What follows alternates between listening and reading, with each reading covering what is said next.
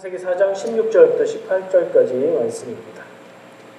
가인이 여호와 앞을 떠나서 에덴 동쪽 노 땅에 거주하였더니 아내와 동침함에 그가 임신하여 에녹을 낳은지라. 가인이 성을 쌓고 그 아들의 이름으로 성을 이름하여 에녹이라 하니라. 에녹이 이랏을 낳고 이랏은 무후야엘을 낳고 무야엘은 무드사엘을 낳고 무드사엘은 라멕을 낳았더라. 아멘.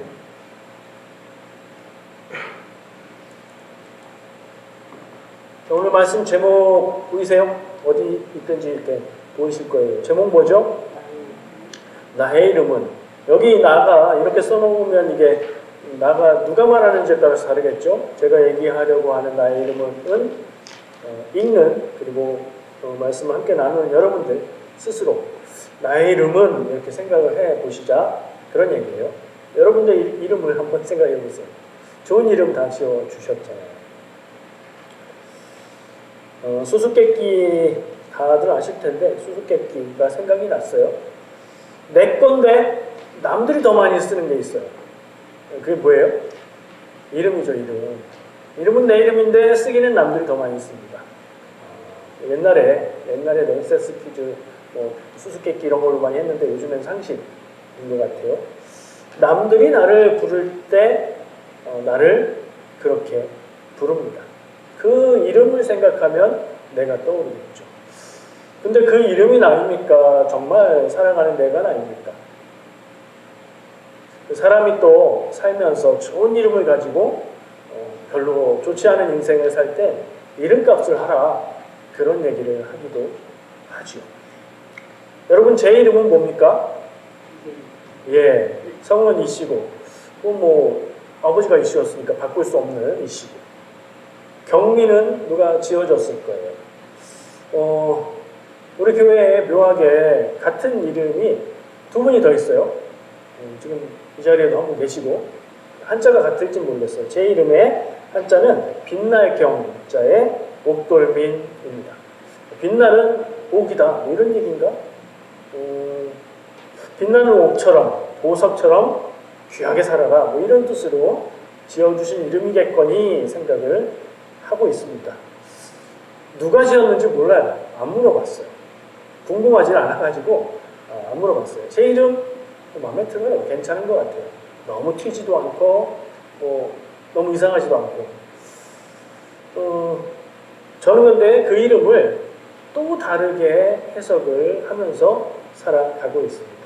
보통 이름은 잘 살아라, 오래 살아라, 건강하게 살아라, 부자가 되라, 뛰어난 사람이 되라 이런 뜻으로 짓잖아요. 그렇죠? 저는 제 이름 빛날 경 옥돌민 한자로 되어 있는 그 이름의 뜻을 돌 같은 인생을 예수 그리스도의 복음의 빛을 전하는 인생으로 살자 하는 뜻으로 저는 생각하면서 살고 있어요. 이건 뭐라고 할 수 있을까요? 제 해석이죠. 원래 지어준 사람의 뜻하고 조금 다르게 다시 생각해 보는 거예요. 여러분들도 이름의 뜻이 다 좋겠지만, 그렇죠? 다 좋은 이름을 가지고 계시겠지만, 믿음 안에서, 하나님 뜻 안에서 나에게 주신 은혜로 내 이름을 다시 해석하고 그런 인생을 살아가면 좋겠다는 생각을 했습니다. 여러분의 이름은 무슨 뜻을 담고 있습니까? 이름처럼 좋은 인생, 그리고 이름보다 더 아름다운 인생 사시기를 축복합니다. 성경 읽다 보면요, 성경에 이름을 굉장히 중요하게 생각하는구나. 이름이 그렇게 귀한 건가? 이런 생각이 드는 내용이 많이 나옵니다. 그것을 제가 생각해 봤을 때 이름을 잘 지으면 잘 살고 이름이 안 좋으면 안 좋은 인생을 살고 그건 아닌 것 같은 결론을 내렸는데요. 자, 성경에 어떤 예가 있을까요? 이름을 중요하게 여기는 그런 예. 제일 먼저 떠오르는 것은 성경에 이름이 바뀐 사람들일 거예요. 하나님이 바꿔주시고 예수님이 바꿔주신 이름이 있어요. 누가 떠오르세요? 구약 성경에 아브람과 사레. 성경을 처음 읽는 사람은 잘 몰라요. 읽다 보면 창세기 쭉 읽다 보면 처음에는 아브람, 사레 이렇게 나와요, 이름이. 근데 조금 더 가다 보면 아브라함, 사라 이렇게 바뀝니다. 그 내용이 창세기 17장에 보면 하나님께서 그들의 이름을 바꿔주세요. 근데 묘하게 우리말로 한글로 그 이름을 들을 때는 이게 아브람이나 아브라함이나 그게 그거 같아요. 그죠? 사레, 사라도 그게 그거 같아요. 근데 하나님이 어떤 사람의 이름을 바꿔주셨다는 건 성경에서 상징하는 바로는 그들의 인생을 하나님이 방향을 바꿔서 다른 의미로 그리고 그 삶을 사는 사명으로 주신다. 이런 뜻으로 그렇게 표현하는 거예요. 그러니까 아브라함과 사레의 이름이 바뀌는 그 17장 뒤로 그들의 삶의 의미가 바뀌는구나. 이렇게 받아들이면 되겠죠. 아브라함의 아들은 누구죠? 이삭이죠. 이삭의 아들은 누구예요? 야곱이죠. 야곱과 누구예요? 에서죠. 에서가 형이고 야곱이죠. 야곱도 이름을 바꿔줘요. 이 이름은 되게 유명한데 뭐로 바꾸죠? 네, 이스라엘. 야곱이 고향 땅으로 돌아가는 길에 밤에 어떤 사람과 씨름하고 그가 떠날 때 축복해달라고 요구를 해서 네 이름이 뭐냐? 야곱입니다. 이제는 야곱이라고 하지 말고 이스라엘이라고 하리라. 어디 나오죠? 창세기 32장에 나옵니다. 28절 말씀에 보면 이스라엘이라고 하라고 하면서 네가 하나님과 사람과 겨루어 이겼습니다. 라고 그 이름의 의미 부여를 설명을 해줍니다. 이거는 예전에도 이거에 대해서 나눈 적이 있고요. 다음에 또 기회가 되면 나누도록 할게요. 신약으로 가서 보면 대표적으로 예수님이 이름 바꿔준 사람이 있는데 누구죠? 베드로. 베드로가 본명이 아니에요. 성경에는 거의 베드로로 나와요. 근데 가끔 본명이 나와요. 본명이 뭐죠? 시몬. 시몬은 근데 성경이 헬라어, 그리스어로 써졌기 때문에 시몬이고요. 원래 히브리어 이름은 시므온이에요. 이것도 그거나 같죠? 근데 이 시므온은 야곱의 12아들, 이스라엘 12지파 중에 한 지파, 한 형제의 이름이기도 하죠. 같은 이름이에요. 이스라엘 사람들, 유대인들의 이름 짓는 특징이 고대에는 그 사람의 인생과 어떤 특징들을 가지고 이름을 지었어요. 근데 나중에 가면 갈수록 있는 이름 돌려쓰기 합니다. 영어처럼. 영어는 있는 이름 골라 쓰는 경우가 많잖아요. 요즘에는 만드는 이름도 있는 것 같던데 유대인들의 이름은 거의 뭐 삼촌 이름, 아버지 이름, 할아버지 이름 뭐 그런 이름들을 따서 쓰는 경우가 많습니다. 그래서 성경에 이름 같은 사람이 많은 거예요. 원래 이름은 시몬인데 이름을 바꿔주시는, 우리가 베드로라는 이름을 많이 보지만 이름을 바꿔주는 장면이 있나 해서 찾아보니까 요한복음 1장 42절에 네가 요한의 아들 시몬이니 장차 게바라 하리라. 이것도 한번 뭔지 알아봐야 되는데, 게바가 아람어고요. 아람어 게바라고, 예수님 시대에 직접 쓰는 말은 아람어였거든요. 그래서 게바인데 그 뒤에 괄호로 게바는 번역하면 베드로라 이렇게 써 있어요. 베드로는 그리스어 이름이에요. 그러니까 게바나 베드로나 같은 뜻인 거고, 그게 바위, 돌, 반석이라는 뜻이죠. 그래서 그 의미하고 연결되는 게 마태복음의 16장 18절에 보면 너는 베드로라, 내가 이 반석 위에 내 교회를 세우리니 음부의 권세가 이기지 못하리라. 아멘. 그런 말씀이 나와요. 예수님이 시몬의 이름을 너 게바, 넌 반석, 너 베드로라고 하시면서 그 이름을 더 많이 쓰게 된 거죠. 성경에서 이름을 바꿔주신 경우가 이렇게 있고요. 그 사람의 인생을 대변하는 이름을 쓰는 경우도 있어요. 성경에 되게 웃기는 이름을 가진 사람이 있어요. 구약 성경인데요. 이름이 바보라는 뜻이래요. 누군지 기억나세요? 다윗과 관계된 사람입니다. 다윗이 사울이 죽이려고 할 때 사울을 피해서 광야에서 생활하면서 그 자기 동네에 있던 부자의 양치는 사람들이 이렇게 돌봐주기도 하고 그래요. 근데 이제 양을 치다가 양 털 깎는 날이 됐어요. 이 양 털 깎는 날은 잔칫날이에요. 농사 짓는 데서도 추수할 때 되면 추수하는 일이 힘드니까 고되게 일을 하고, 그렇지만 수확이 있잖아요. 풍성한 잔치를 벌이는 거잖아요. 그거랑 똑같아요.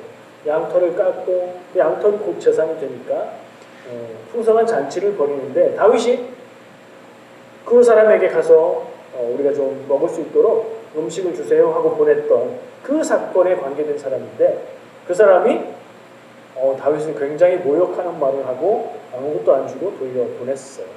그 사람의 이름이 뭐예요? 나발이라는 말은 어리석다, 바보 같다 하는 뜻이에요. 그러니까 성경에 참 묘하죠? 특이해요. 사람의 이름을 그렇게 짓나? 하는 생각이 들기도 하는데, 이런 경우는 그 사람의 인생의 특징, 그 사람의 삶의 의미를 단적으로 보여주는 상징적인 이름인 것 같아요. 또 이름을 중요하게 여기는 문화가 뭐가 있을까요? 성경에서 우리가 볼 때. 성경의 신약에 보면 어떤 사람들은 태어나기 전에 천사가 알려주는 경우가 있어요. 2명이 있었습니다. 예수님. 마리아에게, 요셉에게 천사가 가서 성령으로 잉태한 것이다. 요셉한테는 두려워하지 마라. 마리아에게는 성령으로 된 것이니 이 사명을 받아라 하고 천사가 알려줘요. 그리고 이름도 알려줍니다. 천사가 이름을 알려줬다는 건 달리 말하면 뭐예요? 하나님이 이름 지어주신 거다, 이렇게 생각할 수 있겠죠. 예수님은 하나님이 지어주신 이름이다. 예수님이 중요하니까. 또 있어요, 한 명. 누구죠? 요한, 세례 요한. 세례 요한도 낳게 될 때 계시를 받아서 이름을 요한이라고 해라. 근데 그 계시를 받고 나서 아버지가 말을 못하게 되잖아요. 그리고 나중에 아기가 태어났을 때 이름을 짓는데 다른 이름을 얘기하니까 사람들이 아니 요한이에요 이렇게 하니까, 아니 우리 집안에는 그런 이름 안 쓰는데 하면서 말 못하던 아버지에게도 물어보니까 요한 이렇게 써서 그래가지고 깜짝 놀랐다, 그런 얘기가 나왔죠. 계시로 받은 이름, 하나님이 지어진 이름이 있단 말이에요. 특별한 경우, 특별한 사람, 의미가 되게 있는 그런 경우에는 이름을 그런 식으로도 부여를 해요. 성경을 볼 때 이름이 중요하다, 이름을 중요하게 여긴다, 이런 걸 알 수 있는 거죠. 저는 질문을 해보게 돼요. 사람이 이름을 잘 지어놓으면 이름대로 사나요? 왜 표정이 아닌 것 같으세요? 자기 이름, 내 이름 생각해 보시고 내가 내 이름대로 살고 있나? 떠올려 보시면 그런 분도 있고 안 그런 분도 있겠죠. 알 수 없겠죠. 기준을 좀 낮추시면 맞을지도 몰라요. 그런데 내 기대만큼은 안 될 수도 있겠죠. 지극히 한국 문화에 근거한 생각인 것 같아요. 우리가 성경을 읽을 때 성경에 나오는 표현이나 생각들을 우리가 그 이전에 갖고 있었던 문화적인 배경에서 그냥 쏙 흡수해버리는 경우가 있는데, 한국 사람들은 이름 되게 중요하게 여기죠. 그래서 어떻게 해요? 이름 지을 때, 아기가 태어날 때 보통은 그 집안에서 어른 중에 공부를 제일 많이 하시고 학문도 잘 알고 뭐 이런 분이 이름을 지어주고요. 그런 분이 없다 그러면 어떻게 해요? 장명소 가서 돈 주고, 이름이 값이 다르잖아요. 얼마짜리 뭐 있잖아요. 좋은 이름을 지으려고 노력을 하죠. 왜요? 좋은 이름을 지으면 그 인생이 복되게 잘 살까 해서 그렇죠. 근데 뭐 우리가 살아봐서 알잖아요. 좋은 이름을 지으면 잘 사나요? 그럴 리가요. 잘 살아야 잘 사는 거죠.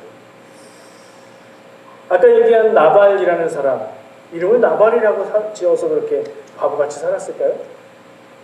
아닐 거예요.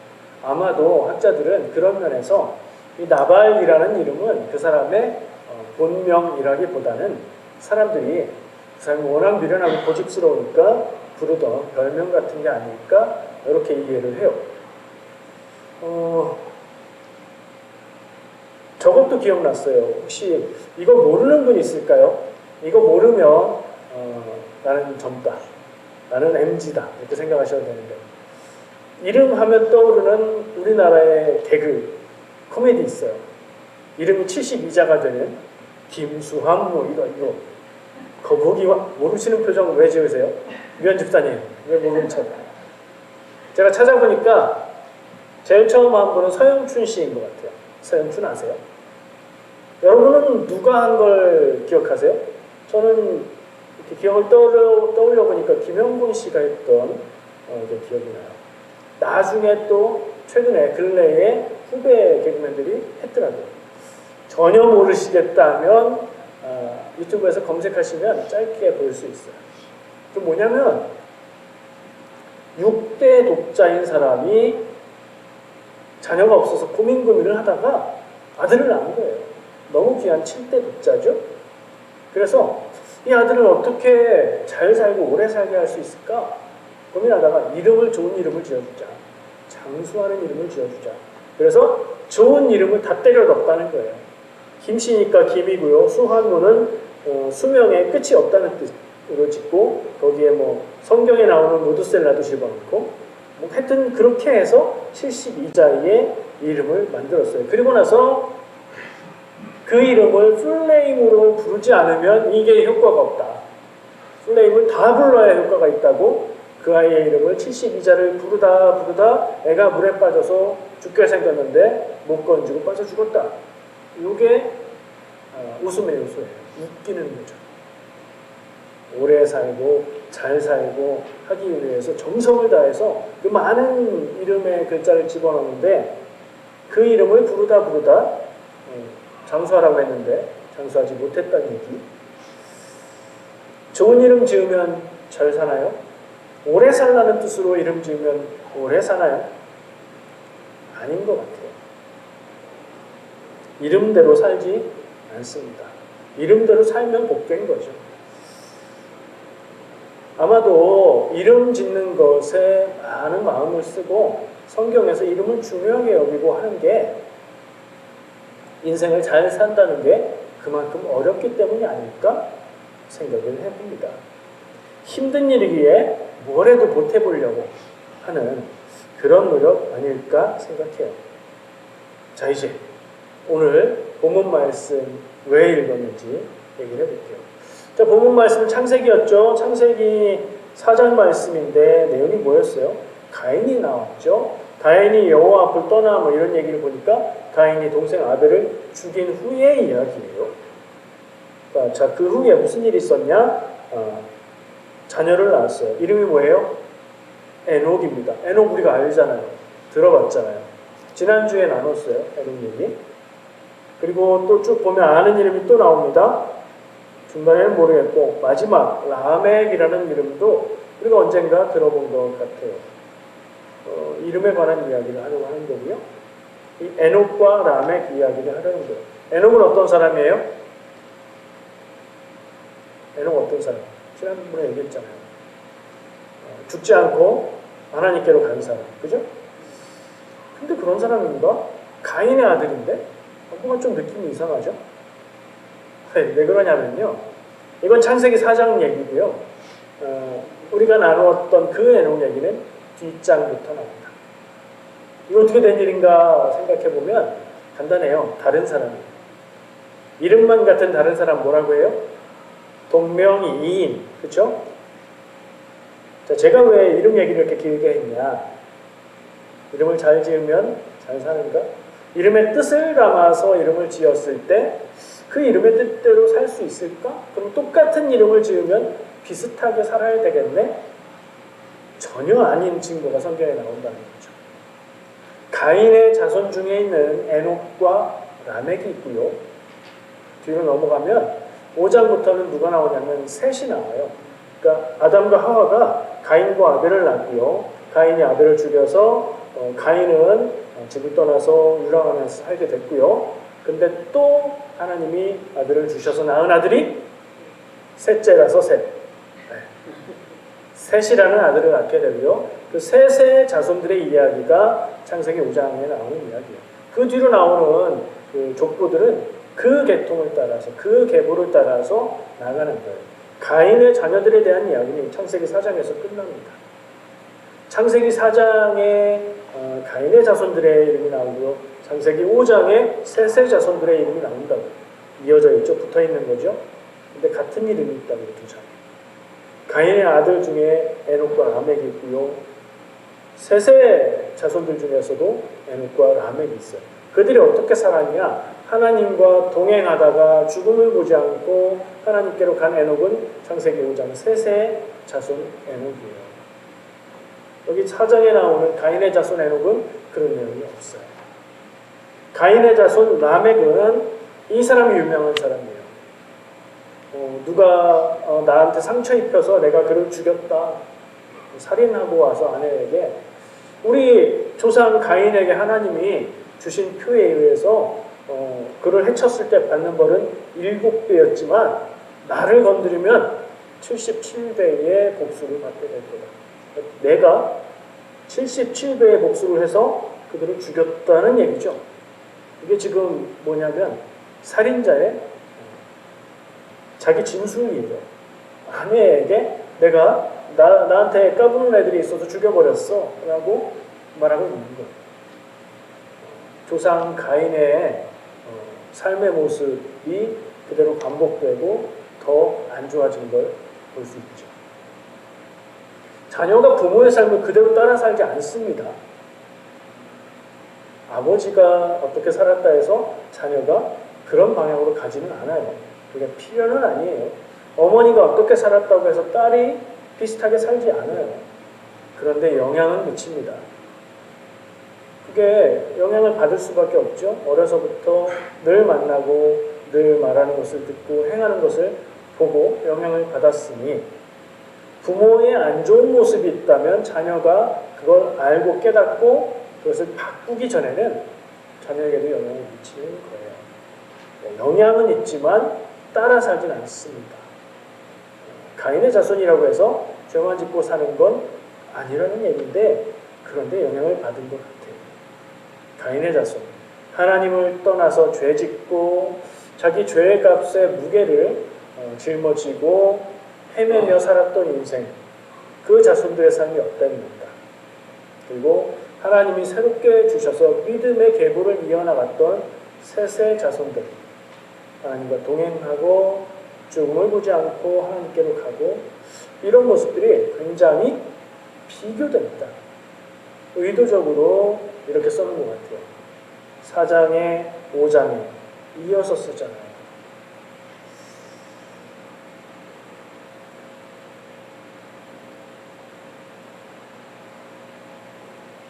같은 이름인데 다르게 사는 사람들이 많아요. 배우 김정은 씨 아시죠? 어떤 작품으로 기억나시나요? 파리의 연인들 이런 거. 최근에는 힘센 여자 뭐 이런 거에도 나왔고 최근까지도 활동을 열심히 하고 있더라고요. 근데 같은 이름을 가진 더 유명한 사람이 있죠? 북한의 지도자 김정은이 있죠.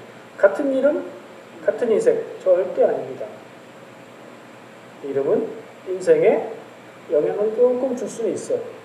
다른 사람들이 나를 늘 그렇게 부르니까 아주 강하고 거친 이름을 가진 사람은 조금 그렇게 살 가능성이 있을 수도 있는 정도? 아주 부드럽고 세련된 이름을 가지면 조금 그렇게 살 가능성이 있는 정도? 그런 영향을 줄 수 있겠죠. 그러나 인생을 이끌고 갈 수 있는 힘은 없습니다.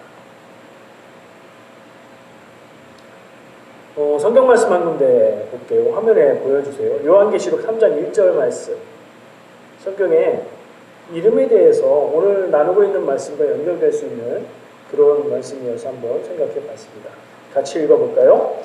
사대 교회의 사자에게 편지하라. 하나님의 7 영과 7 별을 가지신 이가 이르시되 내가 네 행위를 아노니 내가 살았다 하는 이름은 가졌으나 죽은 자로다. 아멘. 전체적인 흐름과 연결할 건 아니고요. 여기 짧은 부분, 네가 살았다 하는 이름을 가졌으나 죽은 자로다. 이름은 살았는데 실상은 죽었다. 이름 중요하죠. 이름이 안 중요한 건 아니에요.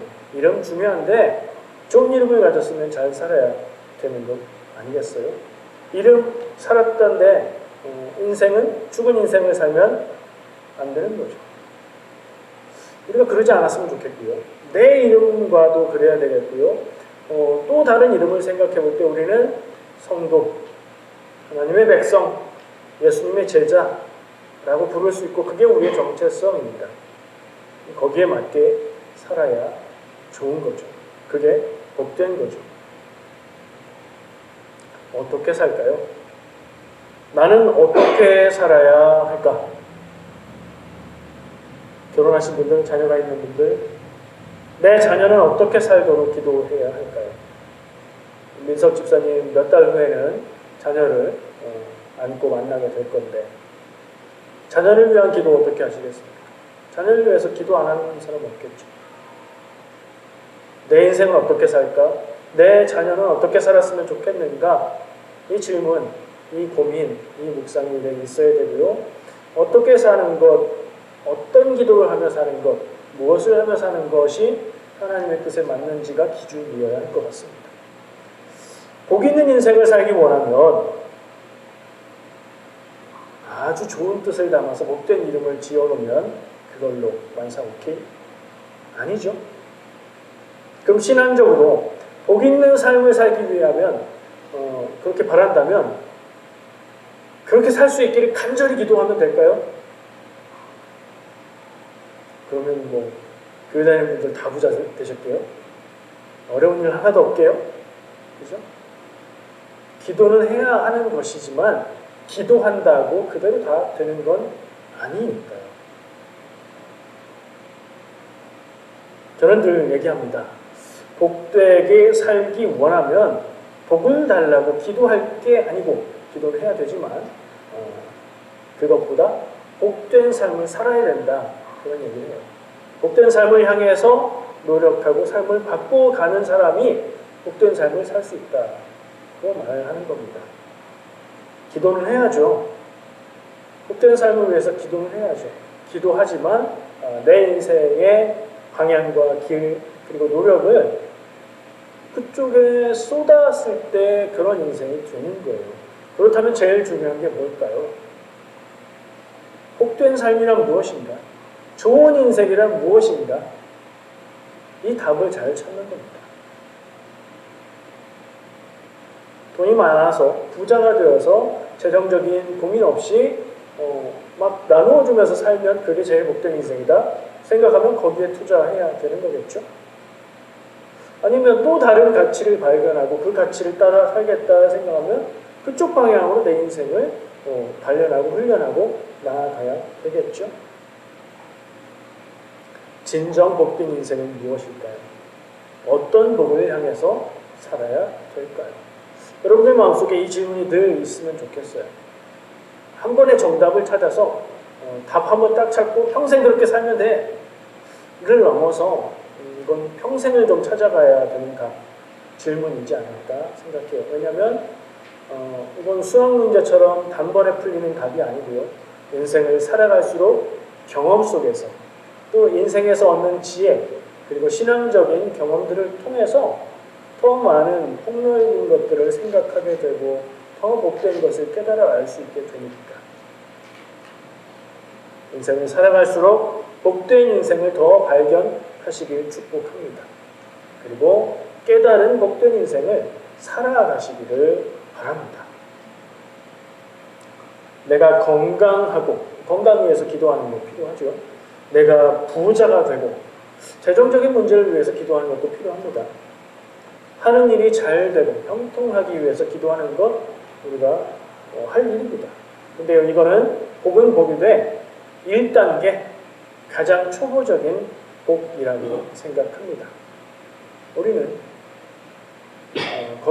그것을 넘어서 그 다음 가는 복, 더 귀하고 더 가치 있는 복을 깨달아 알고 발견하고 그것을 위해서 살아가야 합니다.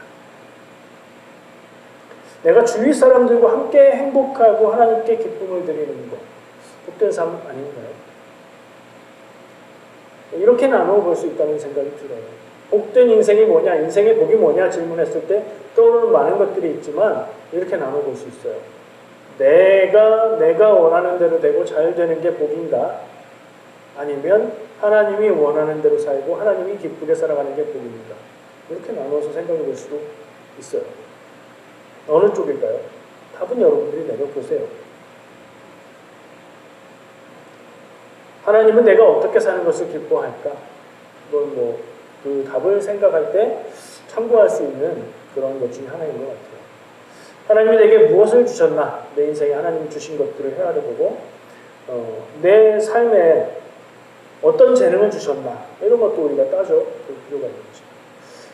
내가 살아가는 이 인생에서 하나님이 내게 무엇을 감당하기를 원하실까? 저는 인생은 숙제라고 표현을 가끔씩 합니다. 사람마다 인생이 다 달라요. 살아있는 동안 이 숙제를 해라 하고 주신 문제예요.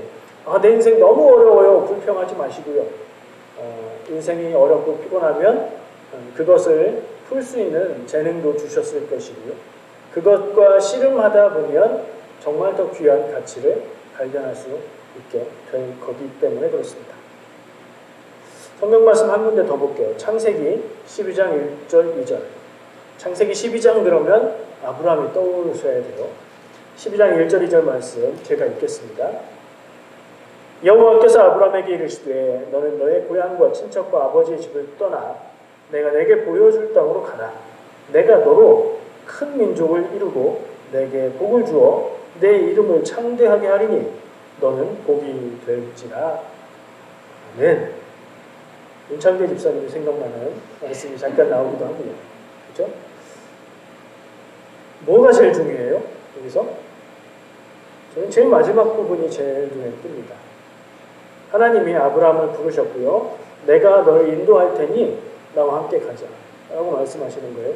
그러면서 가면 내가 너를 통해서 큰 민족을 이룰 거고 너에게 복을 줄 거고 너의 이름을 크게 세상에 크게 할 거고 마지막 부분 그러니 너는 복이 되어라 라고 말씀하세요. 예전 개역 성경에는 조금 다르게 표현이 됐던 것 같은데 복의 근원이 될지라 이랬던 것 같아요. 같은 의미예요. 제가 읽는 관점에서 보면 여기에는 큰 민족을 이루는 것, 복된 많은 것들을 하나님께 받는 것이 들어있어요. 근데 제일 중요한 마지막 부분에 네가 복을 받는 것으로 만족하는 게 아니라 거기서 끝나는 게 아니라 너 인생 자체가 복이 되라. 거기에는 너의 인생을 통해서 다른 이들에게 복을 나눌 수 있는 삶을 살아라. 내가 그걸 위해서 너를 부른다. 무슨 얘기죠? 하나님이 아브라함을 부르신 건 그 결과가 뭐죠? 이스라엘 민족이 생겨난 거죠. 그 민족을 통해서 하나님은 그들의 역사를 통해서 하나님의 일과 율법을 성경 말씀을 주셨고요. 그 민족의 자손 가운데에 예수님이 나게 하셨죠. 하나님은 다 계획이 있으셨던 거예요. 무엇을 위한 계획이요? 인간 구원을 위한 계획. 죄를 짓고 죽을 수밖에 없는 존재가 된 인간, 창세기의 타락의 의미가 그거죠. 그들을 구원하기 위해서 하나님은 계획을 세우셨고 그 먼 계획을 위해서 부르신 사람이 아브라함. 그럼 아브라함을 부르셨고 그가 앞으로 이제 살아갈 인생은 하나님이 그에게 주신 숙제이고요. 다른 말로 말하면 사명인 거예요. 믿음의 길을 가고 믿음의 자손들을 낳고 양육하는 사명을 받은 거예요. 그 인생을 잘 살면 복을 받기도 하고 또 원하는 복들, 세상의 복들도 받고 거기에 그 인생 자체가 스스로도 복이요, 자손들에게도 복이요, 이방 민족들에게도 복이 되는 삶이 되는 거죠. 자, 무슨 얘기를 하는 거냐? 하나님의 백성으로 우리는 부름 받았어요. 우리의 인생도 아브라함을 부르신 하나님의 뜻처럼 사명을 받은 것이고 가장 복되게 사는 것은 무엇이냐? 하나님이 나를 부르신 이유를 발견하고 찾아가면서 그것을 이루면서 살아가는 복된 인생이 내 사명이다. 여러분 그 사명을 찾고 계십니까? 사는 대로 사는 거지 뭐. 그냥 부족하지 않게 살면 복된 거지 뭐. 한 걸음 더 나갔으면 좋겠습니다. 하나님 나를 이 땅에 무엇을 위해서 보내셨는가? 지금 내가 살아가는 이 인생, 이 순간 난 무엇을 바라보고 무엇에 마음 쏟아 인생을 살아가야 될까? 내 사명은 무엇인가? 무엇으로 나는 다른 사람들에게 복이 될 수 있습니다.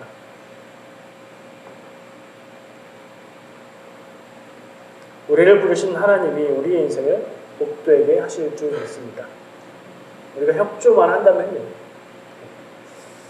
나를 통해 또 다른 영혼에게 복을 전하기 원하십니다. 이것을 믿고 그렇게 살아가시길 축복합니다. 기도하겠습니다.